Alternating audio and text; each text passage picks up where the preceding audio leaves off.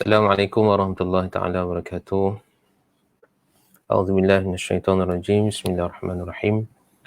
Alhamdulillahirabbil alamin wal aqibatu lil muttaqin wala udwana illa 'alal zalimin. Allahumma salli ala sayyidina Muhammadil fatih lima ughliq wal khatim lima sabaq wan nasiril haqq bil haqq wal hadi ila siratikal mustaqim wa ala alihi washabbihi haqqa qadrihi wa miqdarihi al azim. Rabbi shrah li sadri wa yassir li amri wa hlul 'uqdatan min lisani yafqahu qawli.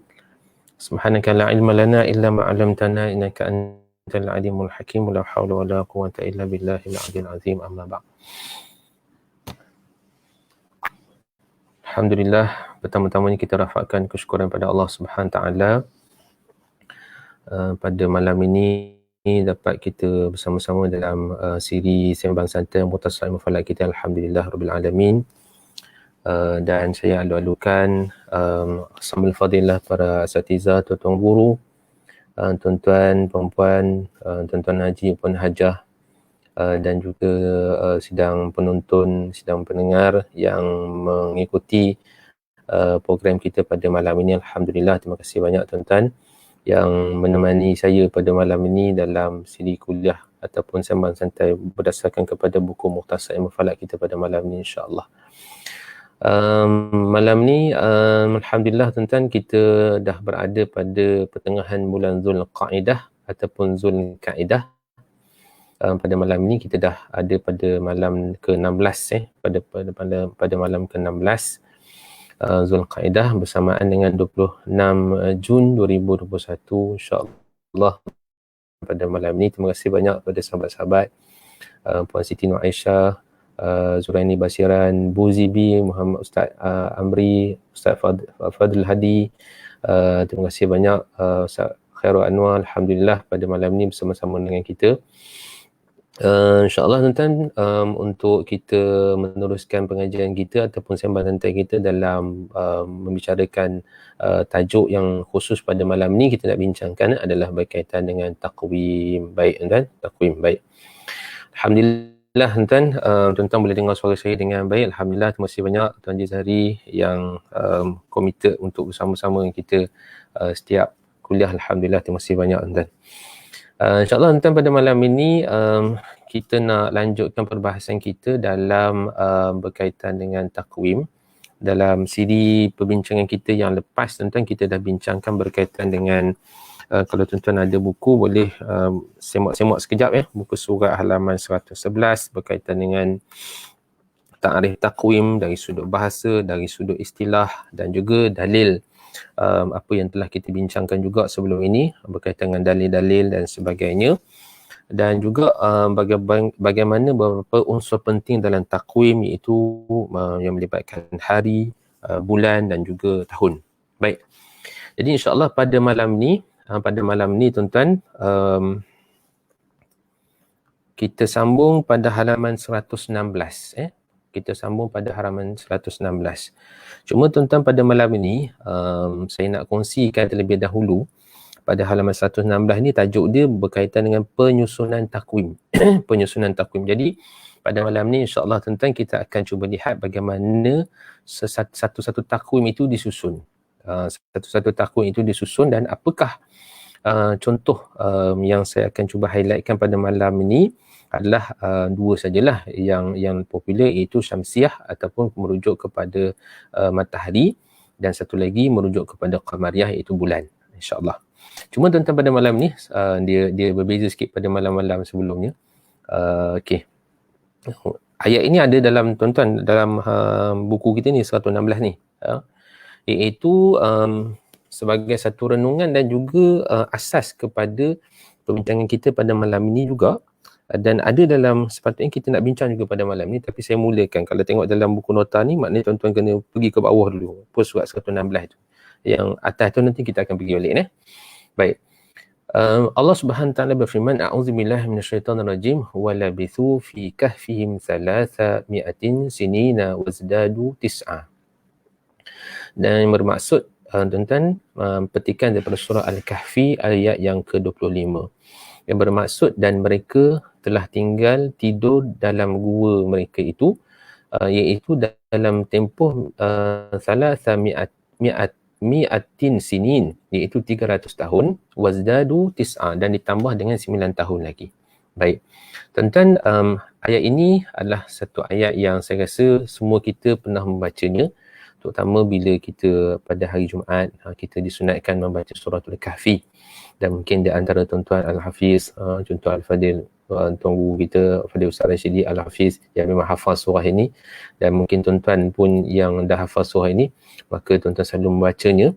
Maka kita akan sampai pada ayat ini, walabisu fi kahfihim thalatha mi'atin sinina wazdadu tis'a, dan mereka telah tinggal tidur dalam gua mereka itu selama 300 tahun, thalatha mi'atin sinin wazdadu tis'a, dan ditambah sebanyak 9 tahun lagi. Baik tuan-tuan, daripada ayat ini, kalau tuan-tuan dapat lihat sedikit apa yang kami catatkan dalam buku ni pada halaman 117 tu, yang dipakai dalam apa ni, kita tengok muka surat 117 tu, ada sedikitlah huraian kepada 300 dan 9 ini.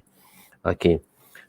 Kalau kita lihat, ini sebahagian daripada apa yang saya rujuk juga kepada beberapa tafsir, antaranya tuan-tuan tafsir Mafatihul Ghaib, tafsir Imam Ar-Razi, Imam Fakhrur Razi, yang menyatakan antara salah satu daripada huraian daripada ayat ini, yang maksud apa dimaksudkan dengan 300 tahun wazdadu tis'a, dan ditambah lagi 9 tahun ini. Ada pandangan para ulama yang menyatakan bahawa Ashabul Kahfi ini telah pun ditidurkan dalam tempoh 300 tahun, 300 tahun, dan kemudian tuan-tuan wazdadu tis'a, dan ditambah lagi 9 tahun lagi. Baik. Kalau kita lihat di dalam perbahasan para ulama memang panjanglah tuan-tuan. Cuma apa yang di-highlightkan ataupun ada yang dibawa oleh Imam Fakhrur Razi dalam tafsir beliau, antara salah satu pandangan menyatakan bahawa yang dimaksudkan dengan 300 tahun dan ditambah lagi 9 tahun itu adalah 300 tahun itu adalah merujuk kepada takwim syamsiyah, dan 309 tahun itu adalah merujuk kepada takwim qamariyah. Maknanya tuan-tuan, kalau kita rujuk dalam tafsir ataupun dalam huraian, kalau dalam pandangan ini menyatakan bahawa Ashabul Kahfi itu telah ditidurkan selama 300 tahun kalau merujuk kepada takwim syamsiah, dan 309 tahun wazdadu tis'a, ditambah lagi 9 tahun itu adalah kalau merujuk kepada takwim qamariyah. Maknanya ada beza tahun tuan-tuan, lebih kurang dalam 9 tahun. Kalau tuan-tuan dapat lihat dalam buku yang kami susun ni, halaman 117 itu. Jadi kalau kita dapat lihat di situ. Baik. Cuma tuan-tuan, antara perkara yang saya nak kongsi pada malam ni lah tuan-tuan, pada malam ni. Okey, baik. Ini pun sebahagian daripada perkara yang saya rasa sebahagian daripada istiqra'. Maksudnya apa ya? Maksudnya sebahagian daripada penelitian lah yang dibuat oleh para ulama, dan juga ada yang saya secara inisiatif sendiri tuan-tuan cuba untuk melihat, tuan-tuan boleh bersetuju dan tuan-tuan boleh tidak bersetuju dengan apa yang saya cuba nak kongsi pada malam ini. Baik, seperti mana tuan-tuan sedia maklum bahawa dalam takwim syamsiah, jumlah hari itu adalah kalau kita lihat dalam konteks ayat ini menceritakan tentang bagaimana Ashabul Kahfi itu ditidurkan dalam tempoh 300 tahun merujuk takwim syamsiah dan 9 tahun merujuk kepada takwim qamariyah. Jadi di sini ada satu penyataan ataupun satu petunjuk tentang ada beza di antara takwim peredaran setahun dalam takwim syamsiah dan peredaran setahun dalam takwim qamariyah. Baik. Dan tuan-tuan, dalam nak menunjukkan bahawa bagaimana antara perkara menariknya tuan-tuan di dalam Al-Quran ini,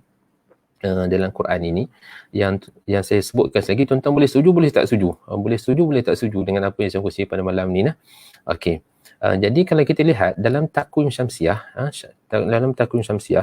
jumlah hari setahun itu adalah dalam lingkungan 365 hari bagi tahun biasa dan 366 hari bagi tahun 4. Maknanya kalau kita pegang biasanya 365 hari lah. Okey. Bagi tahun setahun Qamariah pula adalah 354 hari bagi tahun biasa dan 355 hari bagi tahun lompat. Okey, baik. Dan berdasarkan kepada ayat ini tuan-tuan. Okey. Tuan-tuan boleh semaklah dengan Quran yang ada dalam phone ke dalam ada dalam simpanan tuan-tuan. Ini saya ambil contoh Quran yang memang kita biasa guna pada hari ini berdasarkan kepada cetakan Rasam Osmani. Baik. Berdasarkan kepada ayat surah Al-Kahfi ayat 25 ni, kalau tuan-tuan dapat lihat, ada beberapa kenyataan di sini yang menarik untuk kita lihat. Dan saya lihat ada juga disebutkan antara i'jaz adat, iaitu kemukjizatan dari sudut bilangan di dalam Al-Quran. Dimasukkan juga antara salah satunya pada ayat ini, pada petikan ayat 25 surah Al-Kahfi ini. Okey, bagaimana tuan-tuan? Okey, macam ni. Mana pula tak keluar ni. Okey. 394 hari ini adalah jumlah hari dalam takwim Qamariah. Mana dalam setahun takwim Qamariah. Okey, baik tuan-tuan. Dan kalau kita jumlah hari tahun Qamariah, suspend pula. Satu-satu keluar. Okey. Dan beza antara tahun mana tak keluar. Okey. Beza di antara tahun Qamariah dengan tahun Masihi adalah 11 hari yang akan menyebabkan kalau kita tambah dengan 11 hari maka takwim Syamsiah iaitu 365 hari. Okey, baik. Dan itu antara benda yang nak disampaikan juga di dalam ayat ini, iaitu beza antara 300 dengan 309 tahun itu adalah puncanya adalah kerana jumlah hari dalam takwim Qamariah dia adalah berkurang 11 hari berbanding dengan takwim Syamsiah yang lebih 11 hari daripada takwim Qamariah. Okey, baik. Dan perkara menariknya tuan-tuan, tuan-tuan kalau tu boleh kira balik kalau saya silap. Okey. Berdasarkan kepada kedudukan ayat ini, surah pada ayat 25 surah Al-Kahfi ni tuan-tuan, maka kami cuba keluarkan beberapa nilai yang ada pada ayat ini, pada kedudukan ayat ini. Kalau tuan-tuan dapat lihat di sini, nombor ayat adalah nombor ayat 25. Nombor surah Al-Kahfi ni, nombor surahnya adalah 18. Dan halaman dalam cetakan Quran ini adalah 296. Dan seperti mana kita sedia maklum bahawa surah Al-Kahfi ini adalah pada kedudukan juzuk yang ke-15. Okey, baik. Maka tuan-tuan, kalau kita tambah nilai 25 tambah 18, tambah 296, tambah 15, maka tuan-tuan akan dapat berapa tuan-tuan? Berapa nilai dia? Berapa nilai dia? Kalau tuan-tuan yang ada kalkulator ke boleh congak dengan tu, boleh type dekat komen ini kalau sekiranya saya silap. Jumlahnya adalah 354. 25 nombor ayat, 18 nombor surah Al-Kahfi ini, surah yang ke-18, halaman ataupun muka surat ayat ini duduk pada halaman 296. Juzuk surah Al-Kahfi ini adalah pada juzuk ke-15, dan bila kita tambah 25 tambah 18 tambah 296 tambah 15, maka kita akan dapat nilai 354, yang mana jumlah 354 ini adalah bersamaan dengan jumlah hari tahun Qamariah. Jumlah hari tahun Qamariah. Baik. Dan tuan-tuan, okey, terima kasih sahabat kita daripada orang pejabat ni, Jabatan Tinggi Perak. Okey, betul, 364. Okey, baik. Seterusnya tuan-tuan, kita nak cuba lihat pula macam mana dapat 11 ini sehingga kita boleh kaitkan pula dengan 365. Baik. Kalau tuan-tuan dapat lihat, Allah Akbar, minta maaf 365 ni tengok macam mana. Sebenarnya sebelah ini kalau tuan-tuan bilang kedudukan ayat ini pada baris yang ke-11 daripada atas. Contohnya, saya kira 1, 2, 3, 4, 5, 6, 7, 8, 9. Sekejap. Saya ni rabun sikit anda. 1, 2, 3, 4, 5, 6, 7, 8, 9, 10, 11. Maknanya kedudukan ayat ini, bahkan dalam mushaf ini tuan-tuan, ayat ini keseluruhannya berada pada baris yang ke-11 daripada atas. Maka 11 itu tambah 394 ini, tuan-tuan, ini 25 tambah 18 tambah 296 tambah 15 tambah 11, maka tuan-tuan akan dapat 365, yang mana ia menandakan jumlah hari dalam tahun Syamsiah. Jumlah hari dalam tahun Syamsiah. Baik, tuan-tuan. Okey, tuan-tuan cuba tengoklah betul ke tidak kiraan saya ni. Kalau salah, tuan-tuan boleh betulkan, tak ada masalah. Cuba tengok dalam Quran sama ke tidak kedudukan baris itu. Yang saya rujuk ni adalah Quran yang biasa kita guna. Dia merujuk kepada baris yang ke-11. Jadi 11 itu adalah tambahan kepada 11 hari yang menyebabkan 354 hari tambah 11, 365 hari. Jadi itu menandakan bahawa jumlah hari dalam tahun Syamsiah. Wallahu ta'ala alam, tuan-tuan. Apakah rahsia di sebaliknya ini? Adakah ini satu kebetulan ataupun bagaimana? Wallahu ta'ala alam lah, tuan-tuan. Saya serahkan kepada tuan-tuan dan juga mungkin boleh rujuk kepada tuan-tuan guru yang lebih alim tentang kemujizatan Al-Quran ini. Tapi inilah sebahagian daripada apa yang kita boleh perhatikan daripada apa yang ada dalam Quran. Bagaimana Quran disusun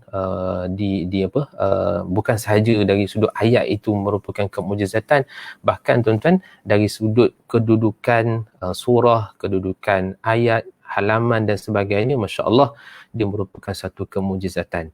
Wallahu ta'ala alam, tuan-tuan. Kalau sekiranya tuan-tuan saya sebut tadi, tuan-tuan boleh setuju, boleh tak setuju dengan apa yang saya kongsikan pada malam ni, dan ini sebahagian daripada kalau pada saya lah secara personal, sangat orang kata apa, bila dapat jumlah ni sangat terkejut lah. Bagaimana mungkin wallahu alam, datang mungkin ni ada kebetulan ke, kalau mungkin kita tengok dalam Quran lain kedudukannya mungkin berbeza dan sebagainya, wallahu alam, tuan-tuan. Saya pun tak sempat nak buat perbandingan, tetapi kalau kita lihat, terima kasih banyak tuan-tuan yang sama-sama mengira dengan saya, Ustaz Fadil Hadi, Ustaz Amri, Ustaz Khairul dan sebagainya, dapat mengira sekali dengan saya, dan alhamdulillah kalau dapat nilai yang sama, alhamdulillah. Tapi wallahu alam, tuan-tuan, apakah rahsia yang lanjut daripada ini, wallahu alam. Jadi tapi ala kulli hal, tuan-tuan, nak sebut sini bahawa bagaimana petunjuk yang diberikan Al-Quran itu dari sudut ayatnya, dari sudut kedudukan surahnya, dari sudut halamannya, dari sudut juzuknya, itu pun sebenarnya merupakan suatu benda yang kalau kita perhatikan dapat kita ambil pengajaran yang sangat besar daripadanya. Baik, tuan-tuan. Okey, habis, tuan-tuan, berkaitan itu sebagai mukadimah lah kepada perbincangan kita malam ni, tuan-tuan. Sebelum kita masuk dalam tajuk kita pada malam ni. Baik, tuan-tuan, boleh rujuk pada halaman 116. Baik. Malam ni, tuan-tuan, moga-moga Allah Ta'ala permudahkan, kerana malam ni ada banyak sikit benda-benda nombor-nombor pada malam ni. Tapi saya cuba minimumkan lah. Terima kasih banyak Fadil, Tuan Guru kita, Tuan Haji Sukiman, yang bersama-sama dengan kita pada malam ni. Assalamualaikum warahmatullahi wabarakatuh. Baik, tuan-tuan, boleh rujuk pada halaman 116. Penyusunan takwim. Penyusunan takwim. Baik. Kalau kita lihat, tuan-tuan, penyusunan takwim ini adalah satu produk yang ada dalam pelbagai tamadun lah, pelbagai tamadun. Dia bukan satu produk yang boleh kita kata baru ada dalam tahun abad ke-20 ataupun abad ke-19 ini. Bahkan, tuan-tuan, wallahu ta'ala alam, berdasarkan kepada bacaan saya yang terhad ini, dapat kita lihat bahawa takwim ini adalah satu produk yang sudah pun ada pada ribuan tahun sebelum Masihi lagi. Bahkan, tuan-tuan, kalau saya tadi sempat juga saya rujuk antara beberapa penulisan, contohnya tamadun Mesir purba dah ada takwim dalam lingkungan 3000 sebelum Masihi lagi. 3000 sebelum Masihi. Orang Rom sendiri dah ada takwim mereka dalam lingkungan 1000 sebelum Masihi. Bahkan, tuan-tuan, masih ingat pada tahun pada tahun berapa dah? Pada tahun 2000 apa dah tuan-tuan yang Tamadun Mayan tu. Tamadun Mayan tu menyatakan bahawa disebut bahawa bagaimana kalender yang mereka buat itu dalam lingkungan hampir lebih kurang sama, iaitu dalam 3000 sebelum Masihi. Bahkan dalam orang Jepun sendiri ada takwim yang telah digunakan dalam lingkungan 600 sebelum Masihi. Jadi disebut di sini bahawa bagaimana kalau kita dapat lihat di sini, kita dapat lihat bahawa takwim ini adalah sebahagian daripada produk yang telah pun ada bukan hari ini tuan-tuan, tetapi ia telah pun ada sejak zaman berzaman, dan bahkan kalau kita rujuk dalam sejarah pun ada pelbagai jenis takwim yang telah pun disusun, yang telah dihasilkan oleh pelbagai tamadun. Baik, okey. Dan kalau kita lihat tuan-tuan, takwim ini yang saya cuba nak highlightkan di sini tuan-tuan pada malam ini rujuk pada dua sahajalah, iaitu pada matahari dan juga bulan. Matahari dan juga bulan, kerana takwim matahari dan bulan ni lebih popular dan lebih menjadi perhatian terutama dalam konteks kita pada hari ini tuan-tuan, di mana takwim yang disebut sebagai Syamsiah iaitu merujuk kepada peredaran matahari, dan takwim Qamariyah iaitu merujuk kepada takwim peredaran bulan. Itu secara umumnya kalau kita di Malaysia inilah takwim yang utama yang kita gunakan. Baik, tanpa menafikan juga ada juga takwim yang disebut sebagai campuran hybrid di antara matahari dan juga bulan ni, yang disebut sebagai lunisolar. Maknanya takwim yang menggabungkan kedua-dua, bulan pun dia guna, matahari pun mereka guna, kan. Biasanya takwim-takwim begini digunakan, antara salah satunya adalah untuk menyesuaikan antara peredaran bulan itu dengan kedudukan musim, dengan kedudukan musim. Baik, dan kalau saya rujuk juga tuan-tuan, ada juga yang menyatakan bahawa ada takwim yang merujuk kepada peredaran bintang. Tapi pada hari ini wallahu alam lah, setakat yang saya tahu dah tak ada dah takwim yang menggunakan peredaran bintang, yang kebanyakannya menggunakan matahari ataupun bulan. Baik, dan kalau kita lihat tuan-tuan, matahari dan bulan ni adalah dua objek yang jelas, objek yang sangat mudah untuk kita kenal pasti, dan kita boleh tahu kedudukan matahari dan juga bulan, bahkan merujuk kepada bentuk bulan tu pun kita dah tahu hari ni malam yang keberapa, hari ni hari bulan berapa, dan bahkan kalau ada di kita ada mizwalah ataupun kita ada jam matahari, kita boleh tahu ataupun kita boleh ukur takwim berdasarkan kepada kedudukan matahari tersebut. Jadi tidak timbullah isu matahari terbit daripada contohnya apa yang viral sebelum ni lah, yang telah pun diulas oleh pakar-pakar kita sebelum ni. Baik, kita move on lah tuan-tuan. Baik, dan penyusunan takwim oleh ahli falak ni melibatkan pengiraan yang agak rumit dan panjang tuan-tuan, seperti mana yang kalau tuan-tuan dan puan-puan kalau yang ikut kuliah kita pada sesi kali pertama itu, kita dah sebut bahawa takwim ini dia ada satu produk yang sebenarnya kalau ikutkan orang dulu, takwim ni dia ada pelbagai. Ada takwim yang complicated sebenarnya. Maknanya kalau contoh takwim-takwim yang complicated tu, maknanya dalam tu ada hari, ada bulan, ada tahun, ada peredaran waktu matahari terbit, waktu matahari terbenam, ada waktu kedudukan bulan terbit, bulan terbenam, dan macam-macam. Dan bahkan pengiraannya pun agak panjang dan juga agak complicated. Dan bagi seorang ahli falak, dan saya bukanlah ahli falak, terus terang ahli falak.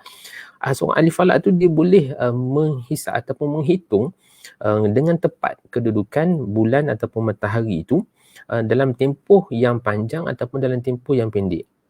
Bahkan kalau kita lihat apa yang saya kongsikan bersama dalam kuliah yang lepas, sesi yang lepas, bagaimana jadual Zij Ulugh-Behr yang menyusun kedudukan ataupun jadual terbit terbenamnya bintang-bintang dan juga planet-planet itu. Dan bila disemak, bagaimana antara benda yang menakjubkan adalah ketepatan yang dihasilkan daripada hitungan yang telah dibuat oleh Ulugh-Behr itu. Baik, maknanya ahli-ahli falak ini sebenarnya boleh menghitung, dan kalau kita tengok takwim yang mereka buat itu, nescaya mungkin kita pun tak faham, kita pun tak faham. Maka ahli-ahli falak yang kata apa, nak menjadikan takwim itu sebagai produk untuk kegunaan awam, mereka ambil satu inisiatif, apa dia, untuk menyusun jadual yang sifatnya mudah dan tidak menyusahkan orang awam. Okey. Ini saya teringatlah zaman-zaman waktu belajar sijil falak di Kuza. Ini antara ayat yang alhamdulillah saya ingat sampai sekarang dengan Cikgu Bahar, iaitu takwim itu sifatnya mudah dan tidak menyusahkan. Maknanya kalau kita nak buat takwim untuk kegunaan orang awam, maka antara benda yang kita kena fikir adalah takwim itu dia dapat sampai mesej itu untuk memudahkan orang bagi rujukan. Bagi rujukan, dia bukan menyusahkan. Kalau macam masyarakat hari ini, contoh apa yang mereka perlu, contohnya nak tahu takwim hari ini berapa hari bulan dalam takwim Masih, berapa hari bulan dalam takwim Hijri, mungkin itu yang paling asas. Maka disusun jadual dalam bentuk hari, dalam bentuk minggu, dalam bentuk bulan, dalam bentuk tahun, dan ada kedua-dua tahun itu. Maka sifat takwimnya kena bersifat begitu, supaya apa? Supaya ianya mudah untuk digunakan oleh orang. Baik. Maka takwim yang ada pada hari ini tuan-tuan dicetak ataupun disusun untuk memudahkan orang ramai, bagi orang ramai dapat tahu hari ini tarikh berapa hari bulan. Hari ini kalau nak tahu pula contohnya satu kita kata apa, 9 Zulhijjah berapa hari bulan. Nak tahu 10 Zulhijjah nanti berapa hari bulan dalam takwim Masih, jatuh hari apa dan sebagainya. Maka takwim-takwim beginilah yang dikeluarkan oleh ahli-ahli falak untuk apa? Untuk memudahkan orang ramai bagi merujuk, bagi memudahkan mereka menyusun kehidupan, supaya apa? Supaya mereka dapat menyelesaikan pelbagai isu-isu dari sudut pentadbiran, isu-isu dari sudut pengurusan dan sebagainya. Baik, okey. Dan pada ayat yang telah pun kita bincangkan terlebih dahulu sebelum ini, saya mohon kepada tuan-tuan yang mungkin ada kalau kemudian tu ada saya tulis. Kalau saya tak tulis, minta tuan-tuan pada halaman 116 tu, pada cetakan buku ni mungkin saya pun tertinggal ketika bagi approve pada buku ni, iaitu pada surah Al-Kahfi yang kita bincangkan tadi tu tertinggal pada perkataan walabithu. Dalam cetakan ini tuan-tuan terus pada fi kahfihim 300 sini wazdadu tis'a. Jadi tuan-tuan kalau ada tuan-tuan yang ada buku, boleh rujuk balik halaman 116 tu, ada tak perkataan walabithu seperti mana dalam ayat yang kita bincangkan tadi tu. Baik. Kalau tak ada, minta tuan-tuan tulis balik, minta tuan-tuan tulis balik dalam ayat ni, kerana tertinggal satu perkataan tuan-tuan. Itu satu benda besar tu mana kalau hilang walabithu tu, jadi cacat ayat itu, kita tak boleh tahu. Na'udzubillah min zalik tuan-tuan, mohon maaf, moga-moga Allah tak ampunkanlah kerana kelalaian saya dalam buat proof daripada buku ni, insya-Allah. Baik tuan, baik. Jadi itu dari sudut penyusunan takwim. Okey, itu asas ni ya. Baik. Kemudian tuan-tuan, kita nak pergi kepada apa yang maka tuan-tuan daripada slide ni kita dapat faham bahawa daripada matahari dan bulan itu lahirlah apa yang disebut sebagai takwim syamsiah dan apa disebut sebagai takwim qamariyah. Syamsiah itu merujuk kepada matahari, qamariyah itu merujuk kepada bulan. Okey, baik. Okey, ni. Jadi ahli falak mengambil untuk menyediakan takwim yang memudahkan orang ramai untuk menggunakannya. Okey. Maknanya kalau kita lihat di sini antara contoh-contoh takwim lah yang ada dihasilkan daripada Nun zaman 3000 sebelum Masih ini contoh tuan-tuan, Tamadun Mayan punya takwim. Tamadun Mayan punya takwim ini saya ambil daripada internet dia tuan-tuan. Dan ini tamadun Mesir Purba. Tamadun Mesir Purba. Wallahu a'lam tuan-tuan, kalau kita tengok pada dua-dua takwim ni memang tak faham apa langsung lah kan. Tak faham apa langsung. Tapi mungkinlah orang dulu tu dia faham. Tapi maknanya di sini nampak macam ada satu pengiraan lah yang perlu dibuat sebelum kita dapat keluarkan tarikh-tarikh itu daripada kedua-dua contoh takwim ini. Dan antara contoh takwim yang juga menarik tuan-tuan, ini yang di bawah ni, biar saya gerak-gerakkan mouse ni. Ini adalah satu takwim dalam simpanan koleksi kami di Jabatan Mufti Negeri Perak. Itu takwim Natijatud Daimah yang dikarang ataupun disusun oleh Tuan Guru Haji Umar Yusof daripada Pondok Sungai Bakap. yang dihadiahkan sebenarnya oleh sahabat saya Al-Fadhil Ustaz Halim waktu beliau bertugas di Jabatan Mufti. Dan daripada sini tuan-tuan sebenarnya ada dua jadual. Ini adalah jadual takwim Masihi, dekat bawah ni ada jadual takwim Qamariyah. Daripada jadual ini tuan-tuan dapat mengeluarkan tarikh, contoh nak tahu 1 Muharram tahun 1443 jatuh hari apa. Maka kita boleh hitung berdasarkan kepada jadual ini. Dan jadual ini disusun oleh Tuan Guru dan dijual. Dijual dengan harga berapa sen tuan-tuan? 25 sen tak silap saya, lebih kurang begitulah harga dia. Nak menunjukkan bagaimana usaha yang dibuat oleh ahli-ahli falak, ulama-ulama kita untuk memudahkan orang ramai yang ketika itu mungkinlah tak ada kemudahan internet macam hari ni kan. Kita nak tahu takwim itu pun mudah dibeli seperti mana dalam kalender sebelah ni kan. Kan setiap awal tahun kita dah dapat kalender ni, kita boleh tampal, kita boleh gantung, kita boleh letak atas meja dan sebagainya. Tapi orang dulu mungkin ia agak terhad, maka para ahli ulama kita berusaha untuk menyediakan satu jadual bagi kemudahan orang-orang awam.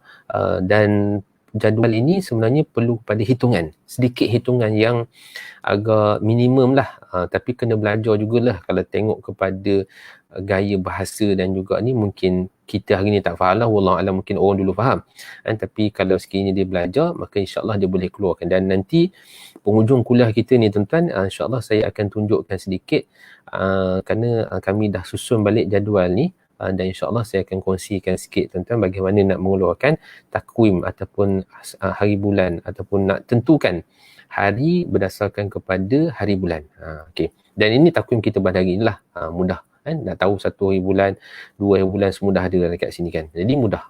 Hari ini versi takwim tahun 2021 tuan-tuan, macam ni. Okay. Ada pantun sikit lah tuan-tuan. Jarang. Saya sebenarnya memang ada siap pantun ujung-ujung daripada sesi kuliah kita ni, tapi tak pernah sampai tuan-tuan sebab tak sempat. Jadi sikit pantun. Tahun Masihi, tahun Syamsiah, rujuk gerak si matahari, tahun Hijri, tahun Qamariyah, beza tahunnya 11 hari. Kalau sebutkan 10 hingga 11 hari lah tuan-tuan. Okey ya. Jadi nak sebut sini bahawa bagaimana tahun Masihi yang kita sebut hari ini tuan-tuan, tahun Masihi, nanti insya-Allah kita akan huraikan sikit, yang merujuk kepada tahun Syamsiah, tahun pergerakan takwim ataupun pergerakan matahari, rujuk gerak si matahari. Tahun Hijri itu kalau kita rujuk kepada takwim yang kita gunakan dalam konteks ibadat kita di Malaysia tuan-tuan, adalah merujuk kepada takwim Hijri. Tahun Hijri merujuk kepada tahun Qamariyah. Tahun Qamariyah merujuk kepada pusingan bulan. Yang beza antara tahun Syamsiah dengan tahun Qamariyah ataupun tahun Masihi dengan tahun Hijri adalah 11 hari. Itulah cerita dia tuan-tuan. Baik. Jadi tuan-tuan, kita pergi pula kepada takwim Syamsiah. Kita pergi pula kepada takwim Syamsiah, halaman 117 tuan-tuan dalam buku kita ni. Baik. Okey. Diberikan nama tuan-tuan antaranya selain daripada takwim Syamsiah, kita sebut juga sebagai takwim matahari, juga disebut dalam bahasa Inggeris sebagai solar calendar dan sebagainya lah. Okey, baik. Jadi ini antara produk-produk lah yang telah pun dihasilkan dalam menjadi asas kepada penyusunan takwim Syamsiah ataupun merujuk kepada matahari ataupun solar calendar. Baik. Yang mana tuan-tuan, takwim Syamsiah ni asasnya apa dia? Asasnya adalah berdasarkan kepada pusingan bumi ataupun purata pusingan bumi mengelilingi matahari. Itu merujuk kepada tempoh 365.242.191 hari. Itu tuan-tuan antaranya adalah merujuk kepada purata pusingan bumi mengelilingi matahari, iaitu 365.242.191 hari, yang bersamaan juga kalau kita pecahkan dalam bentuk hari, jam dan juga minit juga saat. Tuan-tuan dapat lihat dalam halaman 117 tu ada saya dah nyatakan 5 hari, 5 jam, 48 minit, 46.8 saat. Cuma tuan-tuan kalau tengok dalam beberapa penulisan ada sedikit perbezaan lah pada nilai saat tu. Tak apa, itu kemudian lah. Baik. Dan ini adalah asas kepada penyusunan takwim Syamsiah. Cuma sedikit tambahan tuan-tuan, saya rujuk dalam buku Pak Selamat Hambali tadi, Almanak Sepanjang Zaman, ada ditulis oleh Pak Selamat Hambali, mengatakan bahawa antara rujukan juga pada takwim Syamsiah ini adalah pergerakan siang dan malam. pergerakan siang dan malam. Maknanya merujuk kepada siang dan malam itu juga adalah pusingan matahari. Maknanya siang matahari ada, malam matahari tak ada. Jadi itu juga merupakan asas kepada penyusunan takwim syamsiah dalam pandangan yang dikemukakan oleh Pak Selamat Hambali. Baik. Dan takwim ini cara hitungan dia sebenarnya kalau ikutkan cara hitungan ni adalah berdasarkan kepada permulaannya adalah merujuk kepada, kalau tuan-tuan dapat lihat dalam slide yang saya kongsikan ini. Okey, yang ini adalah bagaimana peredaran bumi dan juga membawa bulan mengelilingi matahari berdasarkan putaran arah lawan jam, ini yang mengambil masa dalam tempoh 365 hari, 365.241 191 hari, yang maknanya ini adalah pusingan setahun. Okey.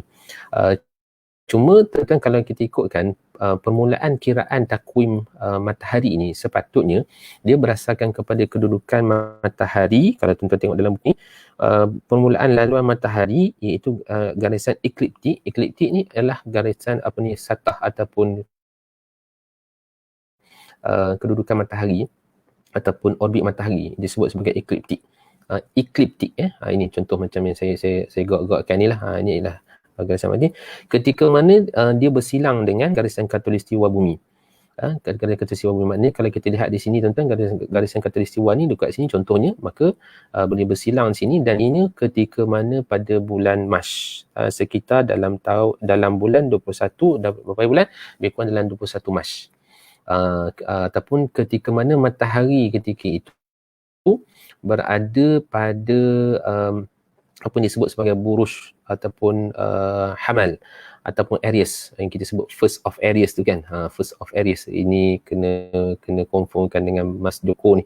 First of Aries maknanya titik awal hamal. Maka ketika itulah sebenarnya kalau berdasarkan kepada takwim syamsiah yang sebetulnya kena merujuk kepada sini. Permulaannya pada bulan Mac. Merujuk pada bulan Mac kat sini. Okey, baik. Dan antara dia punya kenapa dimulakan pada bulan Mac ni juga, antara sebabnya adalah kerana tuan-tuan, pada bulan Mac ni adalah hitungan ataupun aktiviti mula dijalankan selepas daripada bulan Disember, kerana tuan-tuan takwim syamsiah ini sangat berkait rapat dengan musim. Kalau tuan-tuan dapat lihat dekat bawah ini, bulan Mac musim bunga, dalam buku Pak Akhir disebut musim buah. Bulan Jun musim panas, September musim gugur, Disember musim sejuk. Jadi berdasarkan kepada peredaran ataupun kedudukan matahari yang berubah-ubah ini, dapat kita kena pasti bahawa ia menyebabkan berlakunya perubahan musim. Saya rasa benda ni pun dah ada disebut oleh Mas Joko, oleh sahabat kita, tuan guru kita, Ustaz Syahrin pun ada sebut benda tu. Jadi di sini dapat kita lihat bahawa perubahan musim pada bulan Mac, Jun, September, Disember. Jadi kalau berdasarkan kepada takwim syamsiah, mereka mulakan aktiviti kehidupan itu pada bulan Mac. Setelah bulan Disember ini, bulan dikira sebagai macam bulan Disember, bulan Januari, Februari itu dianggap macam bulan mati pasal ketika itu musim sejuk.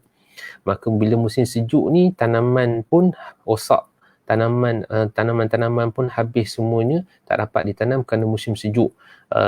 Ternakan pun ketika itu tak dapat dibawa keluar makan kerana tak ada dari sudut rumput-rumput dan sebagainya, tak ada.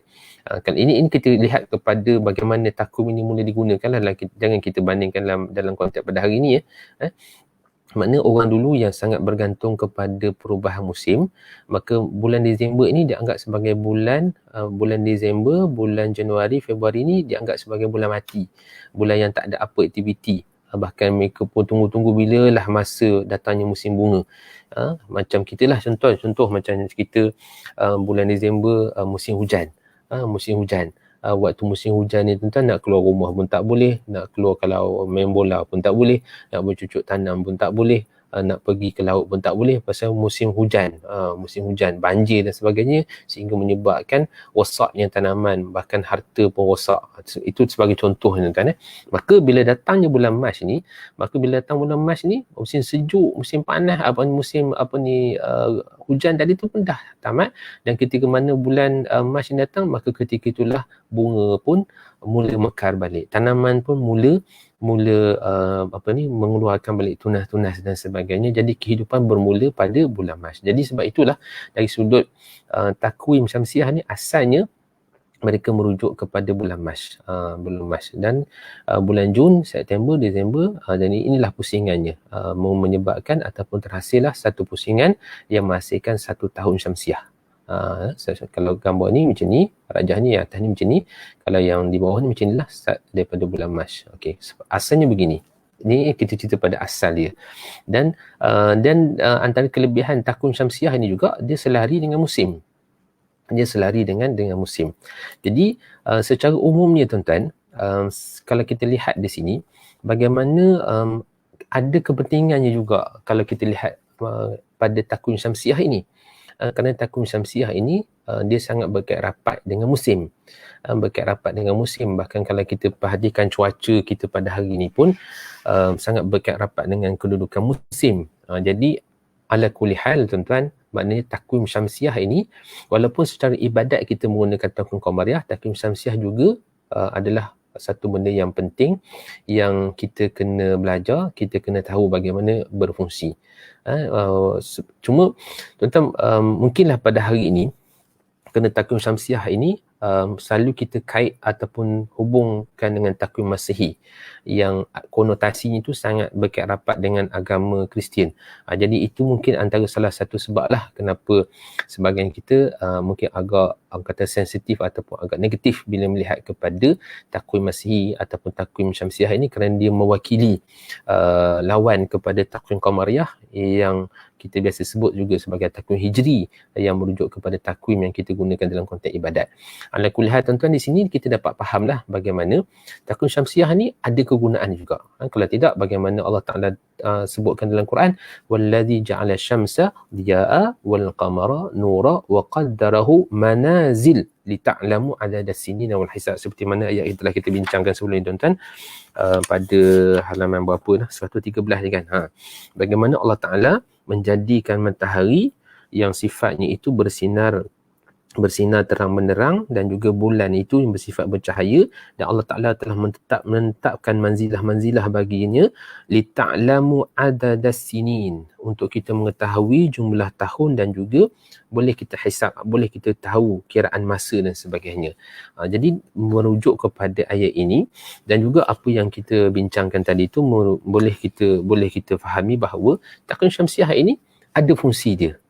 Takwim Syamsiah ni ada fungsinya, sehingga tuan-tuan, pada pandangan saya lah, kita tak boleh katakan bahawa takwim Syamsiah ni adalah takwim, mungkin satu istilah yang agak kasar bunyilah, tetapi kita sebut sebagai takwim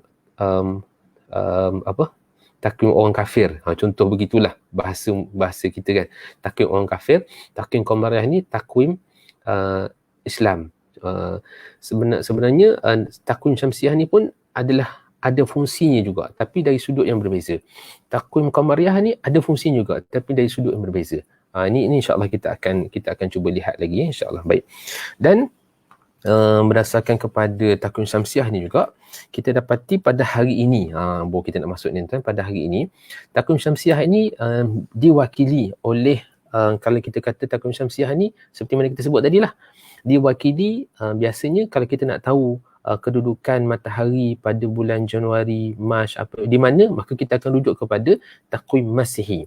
Takwim Masihi yang pada hari ini tuan-tuan, biasa kita rujuk ke dalam kalender-kalender kita, merujuk kepada istilah Masihi. Masihi. Baik. Cuma tuan-tuan, saya nak kongsikan sedikitlah apa yang saya boleh, kerana dalam buku ni kami tak huraikan tentang takwim Masihi itu dengan panjang lebar. Cuma sekadar suatu selingan sajalah, kerana tuan-tuan boleh rujuk halaman 118 di samping rajah yang ada di dalam gambar tu, menunjukkan bagaimana kedudukan bumi mengelilingi bersama-sama dengan bulan mengelilingi matahari dalam tempoh 365.242.191 hari. Okey, inilah apa ni rujukan kepada apa yang disebut sebagai takwim syamsiah. Dan takwim syamsiah ini kalau kita rujuk, ini saya rujuk dalam apa yang telah dikemukakan oleh arwah Pak Khir, guru mahaguru falak kita di Nusantara ni tuan-tuan, yang telah pun meninggal dunia, menyatakan bahawa antara takwim yang disusun berdasarkan takwim syamsiah adalah takwim Masihi. Baik, kalau kita lihat tuan-tuan, sebenarnya bukan takwim Masihi saja yang disebut sebagai yang merujuk kepada takwim syamsiah.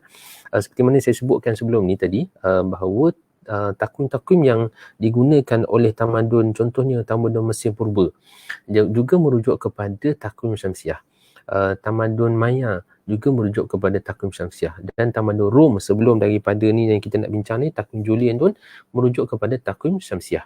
Cuma dalam hari ini biasanya kalau kita sebut takwim syamsiah ini adalah merujuk kepada takwim Masihi. Baik, kerana takwim dengan nama Masih itu tuan-tuan, dengan nama Masih itu mungkin menyebabkan kita agak kata apa, sensitif lah, kerana merujuk kepada Nabi Isa AS. Dalam konteks kita sebagai umat Islam, kita beriman dengan Nabi Isa AS, tak ada masalah. Cuma bila rujukan penyusunan takwim ini, kalau saya rujuk tuan-tuan dalam buku Pak Khir, disebut bagaimana takwim Masihi ini disusun oleh seorang padri Kristian, itu namanya Dionysius Isugus. Kalau sebetulnya tuan-tuan, kalau saya nak sebutkan tu macam mana, Dionysius Isugus, yang mana beliau telah pun menghitung 1 hari bulan 1 tahun 1 Masihi itu merujuk kepada tahun kelahiran yang dikatakan tahun kelahiran Nabi Isa AS. Merujuk kepada itu. Maknanya kalau kita rujuk kepada takwim Masihi, tahun 1 Masihi itu adalah merujuk kepada tahun kelahiran Nabi Isa, berdasarkan kepada dakwaan orang-orang Kristian ketika itu, yang mana tuan-tuan kalau dilihat, hitungan ini bukanlah satu hitungan yang disepakati oleh ahli-ahli falak di kalangan orang-orang Kristian itu sendiri, kerana kalau dilihat pandangan daripada mereka, ada yang mengatakan bahawa sebenarnya bukan 1 Januari itu, sebenarnya tarikh lahir Nabi Isa itu adalah merujuk kepada 25 Disember yang mereka sambut Christmas tu lah. Dan 25 Disember maknanya 6 hari lebih lewat lah daripada kedatangan tahun baru tu. Jadi ini merupakan salah satu daripada perkara yang saya kongsikan bersama pada malam ni lah, bukan untuk kita bahaskan sebagai satu maklumat. Baik, dan menarik juga tuan-tuan, bila kita sebut sebagai takwim Masihi dalam konteks kita di Malaysia ni, kita sebut Masihi, M tu kita sebut, kita letakkan M Masihi. Kalau hijrah kita letak H. Cuma dalam peringkat, kalau kita tengok dalam penulisan bahasa Inggeris lah, mereka merujuk kepada sebelum Masihi. Kata M tu Masihi, SM tu sebelum Masihi, maknanya sebelum kelahiran Nabi Isa. Kalau biasanya tuan-tuan, M itu kalau dalam penulisan bahasa Inggeris disebut sebagai CE ataupun Christian Era, Christian Era. Dan SM sebelum Masihi disebut sebagai BC, before Christ. Before Christ. Betul korang putih saya tuan-tuan. Baik.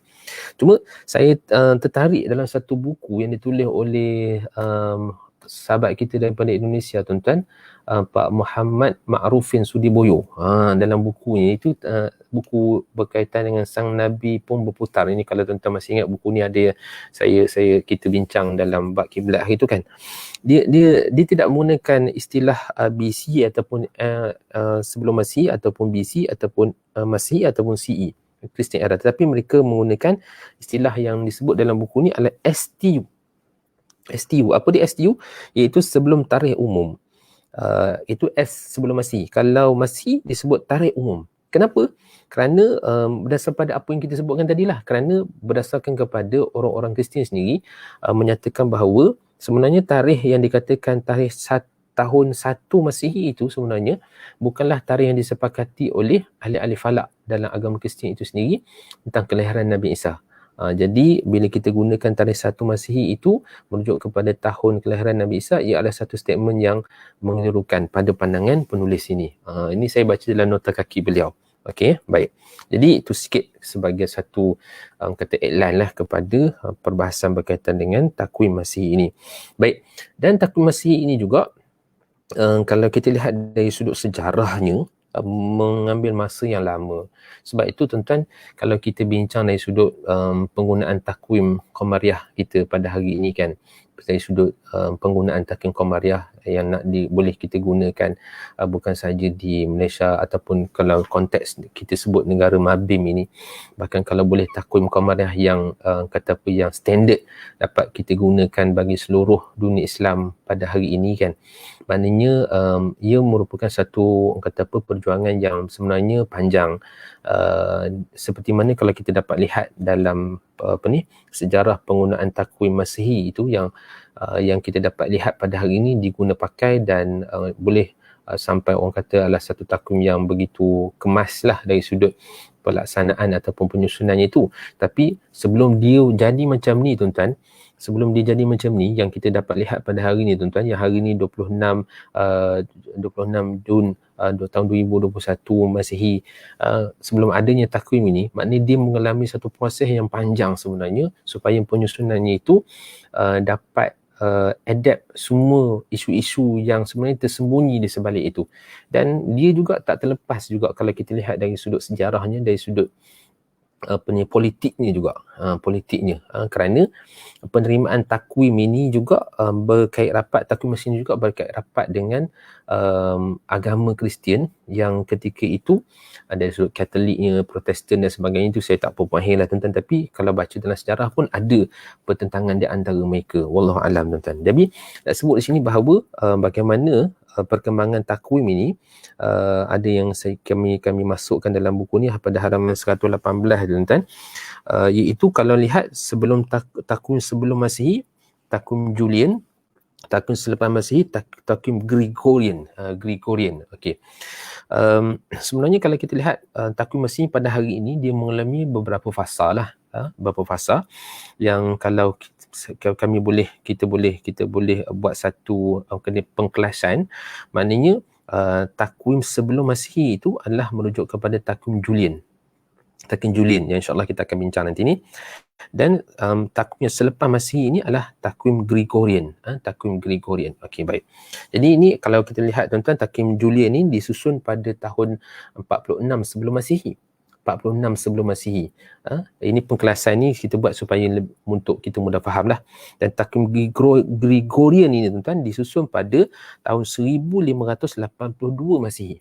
Maknanya tuan-tuan, boleh kita dapat lihat bahawa penambahbaikan itu berlaku selepas daripada 1500 tahun kemudian, selepas daripada takwim Julian ini disusun.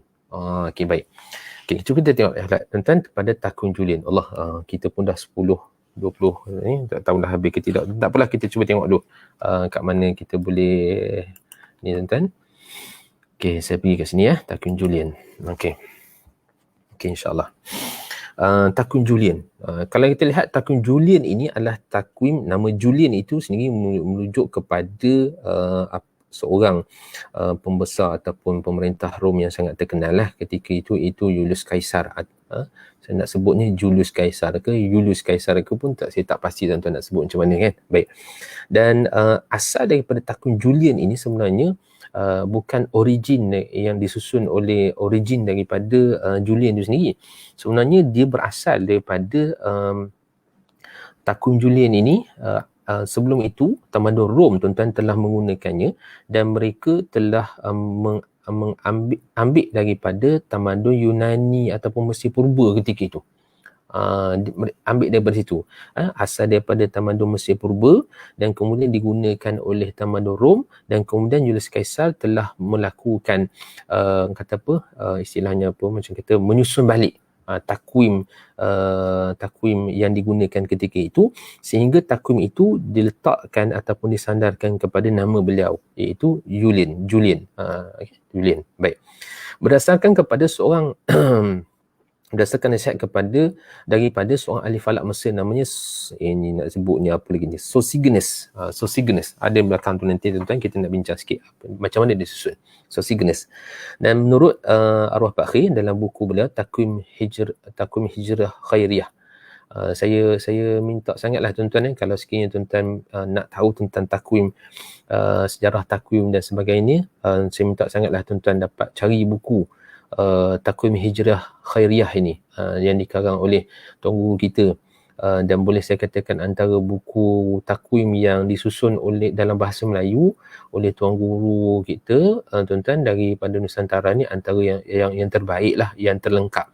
Dan tuan-tuan boleh merujuk kepada buku ini dari sudut kaedah penyusunan, isu-isu yang berlaku dalam penyusunan ini, dan juga macam soalan-soalan yang mungkin tuan-tuan saya cuba jelin-jelin sekejap, tak baca nanti saya akan rujuk, macam takwim piyama dan sebagainya pun ada disebut oleh Pak Khir dalam buku ini. Baik. Dan ia menggunakan nilai 365.25 hari. 365.25 hari yang bersamaan dengan 365 hari 6 jam. Okey, ini tuan-tuan dalam masa yang singkat ni nak terangkan ni macam mana ni. Okey, baiklah tuan-tuan, saya cubalah. Okay. Jadi maknanya tuan-tuan, kalau ikutkan jumlah hari yang sepatutnya ada dalam setahun itu, seperti mana yang kita bincangkan sebelum ni, adalah 365 hari, 5 jam, 48 minit, 46.8 saat. Itulah jumlah sepatutnya. Tetapi tuan-tuan, ketika mana awal takwim Julian ini disusun oleh Sosigenes ini, dia genapkan terus 365 hari itu, yang daripada 5 jam plus 48 minit 46 saat itu, dia genapkan terus menjadi 6 jam. Digenapkan terus menjadi 6 jam. Okey, ini asas penyusunan. Maknanya dari sudut penyusunan takwim ni diambil 365 hari, 365 1/4 lah suku hari. Maknanya 6 jam tu kan. 6 jadi 24 kan. Okey. Jadi itu asas pada penyusunan jumlah setahun bagi penyusunan takwimnya. Baik. Bagi setahun terdapat 365 hari kalau tahun biasa, dan bagi tahun yang disebut sebagai tahun yang keempat.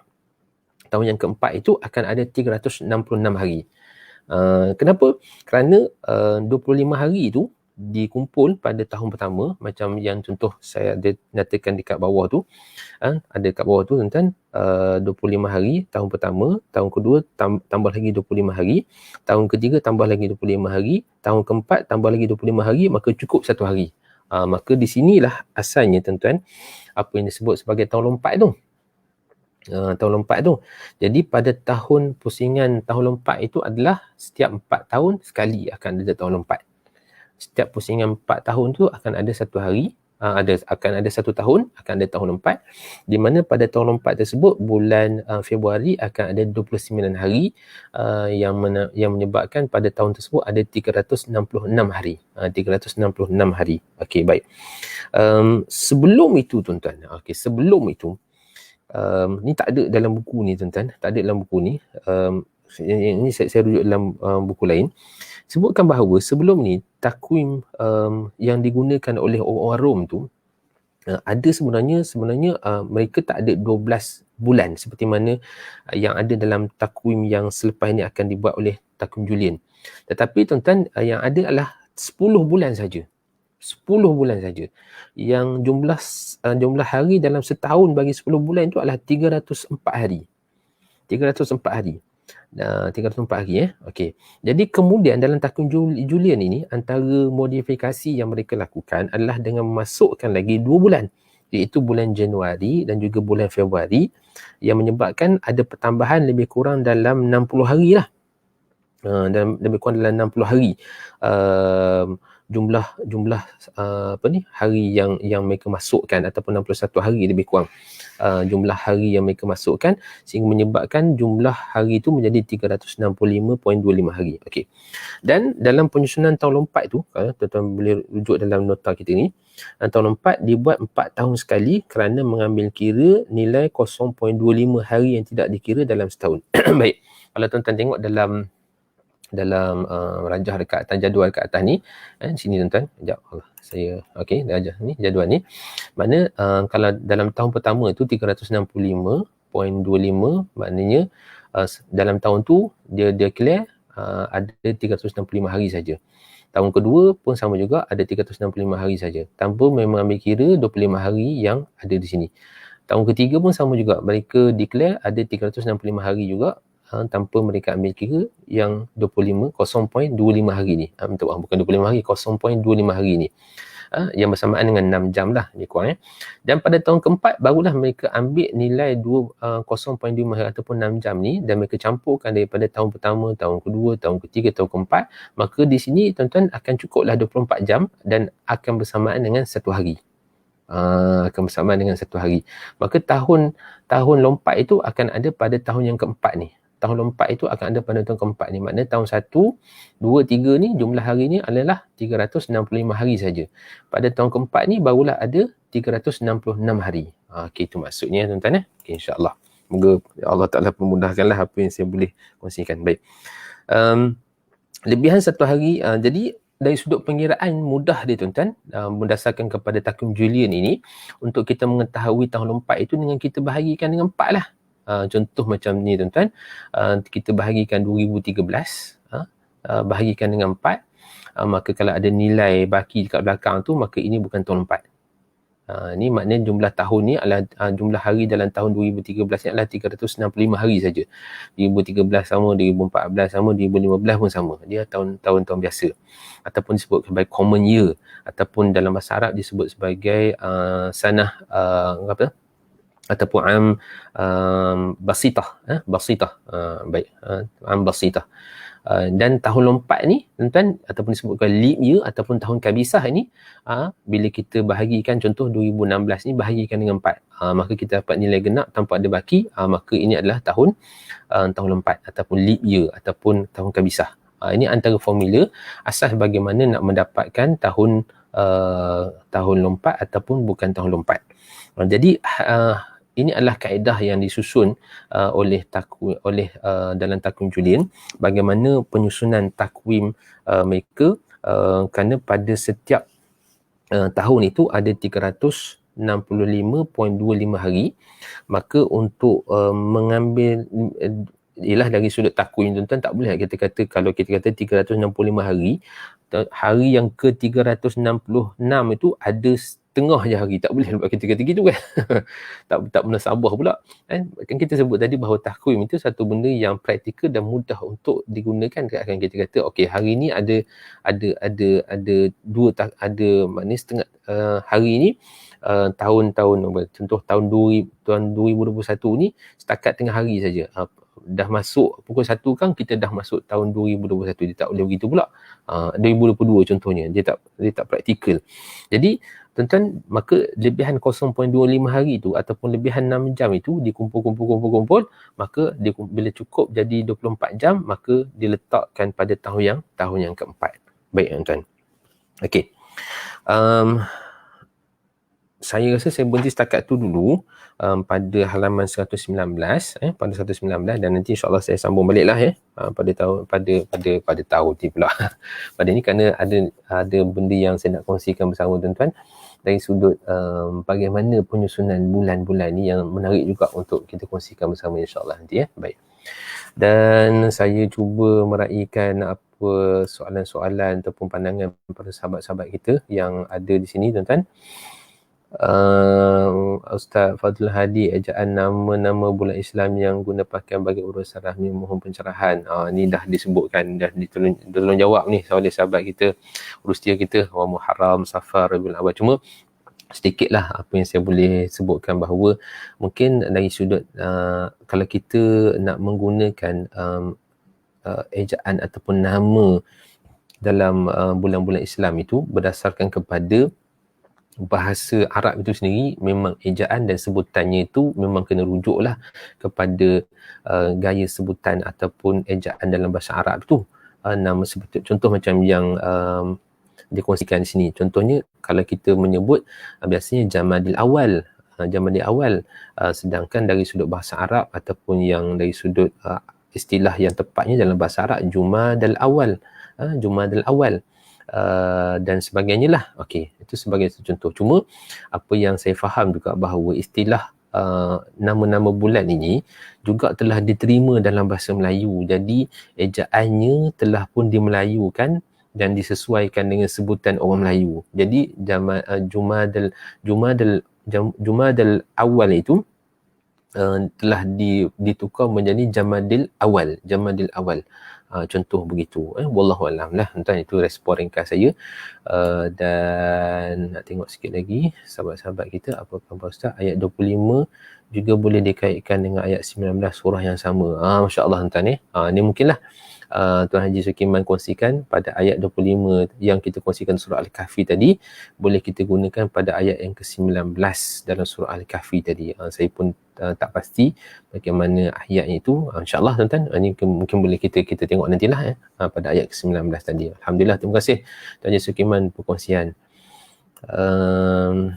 Tuan Haji Rosmaini, mungkin Ustaz boleh ulahkan sedikit kelebihan dan keunikan takwim tanah Melayu kita, yakni Piama Kedah dan takwim Syekh Mansur Betawi. Masya-Allah tuan-tuan. Ini saya rasa takwim Piama Kedah ni nanti ni akan diulah oleh pakar kita bermula bulan Julai nanti, iaitu saudari Fatini.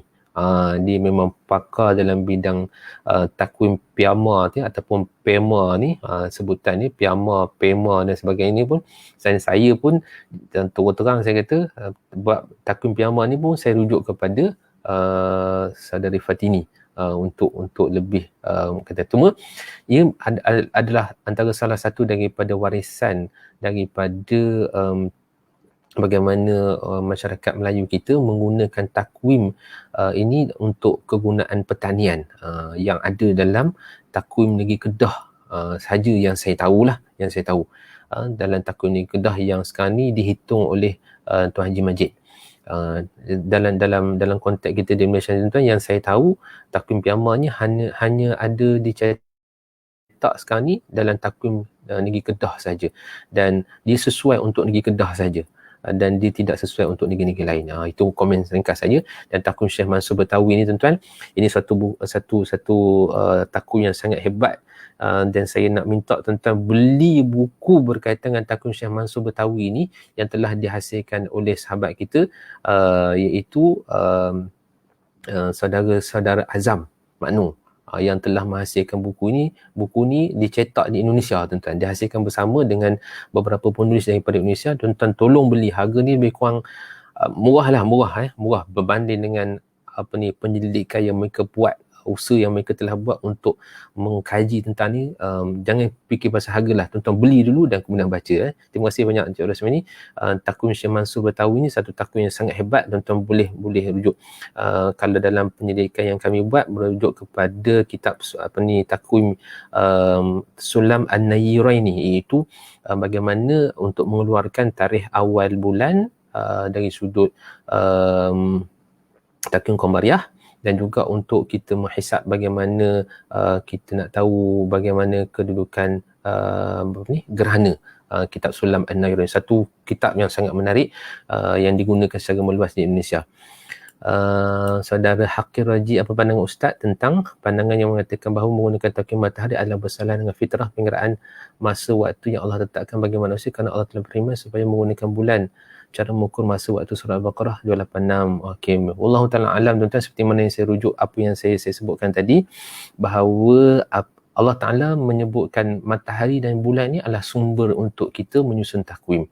Cuma dalam surah Al-Baqarah ayat 286 itu, kalau tak silap saya lah tuan-tuan, ayat itu yang berbunyi yas'alunaka 'anil ahillah tu kan. Betul tak tuan-tuan? Saya cuba tengok kejap ya. Dalam buku ni saya ada ke tak ada?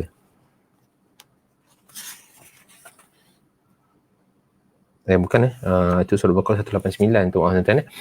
Kalau berdasarkan kepada nanti saya rujuk baliklah dalam surah Al-Baqarah ayat 286 tu, cuma sefaham saya kita merujuk kepada takwim Qamariah sebagai salah satu takwim bagi ibadat. Yang paling utama adalah dalam konteks ibadat. Cuma dalam konteks kegunaan harian ada ada sebenarnya takwim Qamariah ini, merujuk kepada peredaran bulan ataupun kita merujuk kepada takwim Hijri. Cuma dalam konteks kita merujuk kepada takwim Syamsiah seperti mana saya sebutkan tadi, ia juga ada sumbernya, iaitu berdasarkan kepada surah Yunus tadi. Yas'alunaka yang disebutkan waladzi ja'ala syamsa diya'a wal qamara nura. Pada pandangan apa yang saya faham adalah tidak salah sebenarnya kalau kita rujuk juga kepada matahari, kerana matahari ini juga ada merupakan salah satu daripada sumber takwim yang daripada situ kita boleh mendapati perubahan musim. Jadi matahari pun boleh, bulan pun boleh. Cuma dari sudut konteks ibadat, kita hendaklah menggunakan takwim Qamariah secara qat'i. Itu tak boleh kita nak tukar kepada takwim Syamsiah. Wallahu a'lam. Itu setakat yang saya faham. Tapi daripada ni, kelana piyama biasanya akan disemak beberapa tahun sekali. Ini saya tak pasti, Encik Hafiz. Takwim piyama, kelana piyama ni, ini nanti insyaAllah, mungkin nanti kalau ada dalam saya rasa nanti bulan Jun ni, bulan Julai akan start perbincangan tentang takwim piyama ni oleh saudari Fatini, satu pembentangan yang saya rasa sangat menarik dan juga kata apa, tentang jangan terlepaslah peluang untuk ni. Okey, minta maaf saudara Hafiz, saya mungkin tak boleh nak komen lanjut kerana saya pun tak mahir dalam takwim piyama ni, cuma ada membaca dan juga tahu sedikit sebanyak sajalah dari sudut semakan itu, wallahu a'lam. Cuma takwim piyama ini disusun oleh Tuan Haji Majid yang saya tahu di Kedah, dan kaedah penyusunannya, bagaimana penyusunannya saya tak pasti, tapi ala kulli hal tuan-tuan mungkin saya boleh kongsilah, ataupun kalau tuan-tuan nak tahu dengan lebih detail dengan tepat, rujuk kepada fas'alu ala zikri. Itu yang Quran sebut kan. InsyaAllah nanti continue. Ustaz boleh tunjuk buku tu. Buku apa ya? Buku apa? Buku ni buku Pak Akhir Kalau buku Pak Akhir tuan-tuan, ini yang buku minta maaf lah, sebab saya pun yang dalam tangan saya ni, ini adalah buku versi photostat yang disebut takwim Hijriah Khairiyah. Takwim Hijriah Khairiyah. Buku ni pun dah tuan-tuan tengoklah nak tunjukkan betapa bergunanya buku ni, betapa berguna, saya sangat sayanglah buku ni. Tapi ini buku photostat, ada buku yang versi asal tu ada dijual di UKM. Buku Indonesia Ustaz Saran beli. Oh ni buku Pak Selamat Hambali ni. Mana? Ni. Pak Selamat Hambali. Ini ke bukunya? Ataupun yang buku tadi, yang buku Azam jual tu. Saya tak ada buku tu tuan-tuan, kerana buku tu baru saja launch. Baru saja dalam seminggu lepas, saya tak silap saya. Dia ada dua versi, satu versi yang lama tuan-tuan tentang Syekh Mansur Betawi, dan ada satu versi baru. Tuan-tuan boleh semak dalam Shopee, saya ada dijual oleh seorang dari pembekal daripada Indonesia. Tuan-tuan boleh beli melalui sanalah dalam Shopee tuan-tuan. So, saya pun sebut Shopee, Lazada ke, tuan-tuan belilah online lah tuan-tuan. Okey. Itu buku tentang apa sebut tadi, berkaitan dengan Syekh Mansur Betawi. Okey, baik tuan-tuan, saya rasa setakat itu saja dulu, insya-Allah tuan-tuan. Minta maaf kerana ambil masa yang agak lama untuk kita berbincang. Terima kasih Ustaz kepada Ustaz Nafiah. Ya betul. Terima kasih banyak Saudara Hafiz. Ustaz Nafiah pun ada keluarkan juga takwim musim bagi negeri Johor. Ada betul. Beliau keluarkan pada setiap tahun, bila ada keluarkan, dan beliau kuliahkan juga, alhamdulillah. Sempat juga waktu sihat itu kami menuntut sikit banyak daripada beliau berkaitan dengan takwim musim yang dikeluarkan bagi negeri Johor. Alhamdulillah, terima kasih Saudara Hafiz perkongsian. InsyaAllah tuan, nanti kita sambung lagi kuliahan kita. Moga-moga kita bertemu lagi dalam siri akan datang. Terima kasih banyak kepada tuan-tuan yang berkongsi pada malam ini, maklumat-maklumat dan juga pertanyaan-pertanyaan yang saya boleh jawab, yang tak saya boleh jawab, insyaAllah. Wallahu ta'ala alam. Quli hadza wa astaghfirullahaladzim. Assalamualaikum warahmatullahi ta'ala wabarakatuh. Terima kasih semua.